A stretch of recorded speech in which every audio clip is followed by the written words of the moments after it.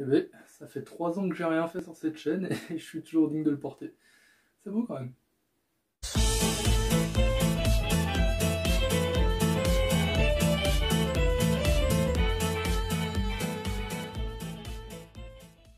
Aujourd'hui, je vais vous parler d'une ère lointaine, vraiment très très lointaine pour le coup, puisque là on va parler des années 2000 jusqu'à 2013 à peu près. Et c'est à ce moment-là que les fans manga, surtout français Dragon Ball, ont vraiment explosé à travers le monde, et en particulier en 2008 avec l'apparition du fan manga français Dragon Ball Multiverse, qui est d'ailleurs toujours en cours aujourd'hui.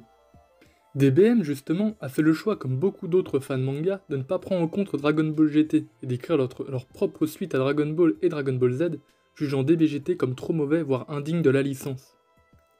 Cependant, d'autres ont choisi à l'inverse de prendre l'ancien canon en compte et de créer leur suite à cette histoire. Et c'est dans quelques-unes de ces histoires que l'on peut retrouver la transformation emblématique des fans manga, le Super Saiyan 5.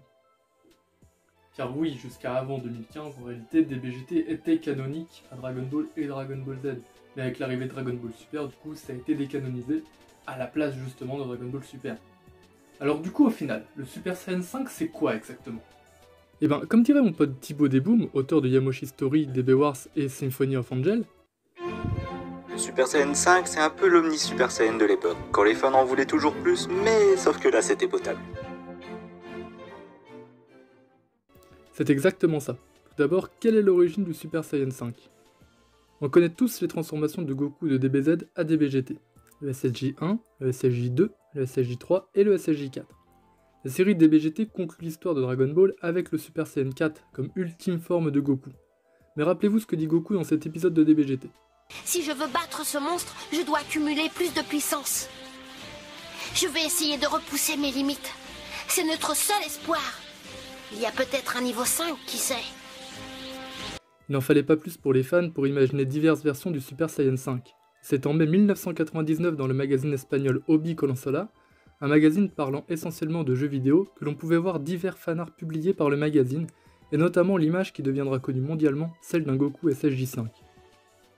Bien que rien n'annonçait officiellement le design de cette forme, il était déjà trop tard et de nombreux fans et magazines à travers le monde lancèrent la rumeur d'une suite à DBGT, DBAF et de son fameux Super Saiyan 5.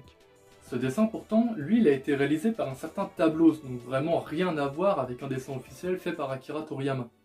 D'ailleurs, fun fact, le personnage que Tablos a dessiné n'est pas Goku, c'est son propre avatar en Super Saiyan 5 et non Goku, et ça devait normalement être le jumeau maléfique caché de Goku, une histoire un peu à dormir debout. Malgré cela, différents auteurs décidèrent de créer leurs histoires incluant le Super Saiyan 5, et notamment deux en particulier avec leurs fans manga devenus célèbres mondialement. DB After the Future par Young Gigi, le meilleur des deux selon moi, et Dragon Ball After Future, réalisé par Toyble qui changera de pseudo à l'avenir pour se faire appeler Toyotaro et dessinera le manga DBS. Et je suis désolé, je vais peut-être en énerver certains, mais pour le coup j'aime pas du tout cette version de Dragon Ball After Future.